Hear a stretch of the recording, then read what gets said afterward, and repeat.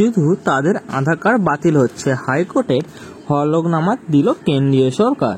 লোকসভা নির্বাচনের আগে পূর্ব ও পশ্চিম বর্ধমান, নদিয়ার মতন একাধিক জেলায় বহু মানুষের আধার কার্ড নিষ্ক্রিয় হয়ে যাচ্ছিল। রেশন সহ ব্যাংকের কাজও নানান সমস্যা পড়েছিলেন তারা।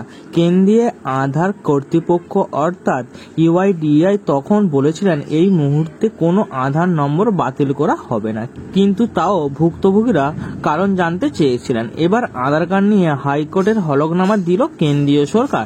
রাজ্যে যাদের আধার কার্ড বাতিল করা হয়েছে সেই কারণ জানিয়ে সোমবার হাইকোর্টে হলফনামা দিয়েছে কেন্দ্রীয় সরকার। প্রধান বিচারপতি টি.এস. শিবগানম এবং বিচারপতি হিরণ্যম ভট্টাচার্যের ডিভিশন বেঞ্চ হলফনামায় জমা দেওয়া হয়েছে।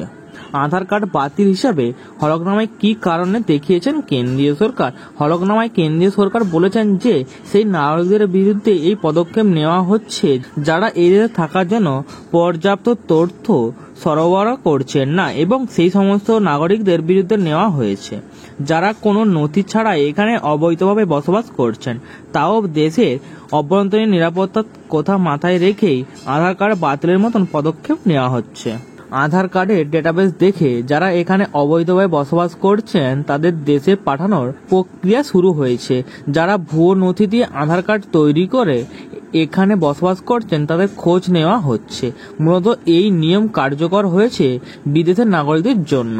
আসলে কয়েক মাস আগে বহু মানুষ আধার কার্ড বাতিল নিয়ে একটি সংস্থার তরফে হাইকোর্টে পিটিশন দায়ের করেছিলেন।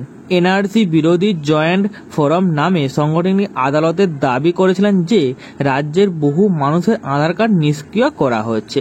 এই নিয়ে সংসদে প্রশ্ন তুলেছেন রাজ্যের সাংসদরাও। এই নিয়ে মন্ত্রণালয়ের পক্ষ থেকে বিভ্রান্তি ছড়ানো হচ্ছে বলে অভিযোগ ছিল। মন্ত্রকের তরফে বলা হয়েছিল যে কারো আধার কার্ড নিষ্ক্রিয় করা হয়নি, কিছু ত্রুটির কারণে এটি ঘটেছে। এখন জানা গিয়েছে আসল কাণ্ডটি কী ছিল। তো বন্ধুরা, এই ছিল আজকের আপডেট। ভিডিওটি ভালো লাগলে চ্যানেলটিকে সাবস্ক্রাইব করে দেবেন এবং ভিডিওটিকে লাইকও করে দেবেন।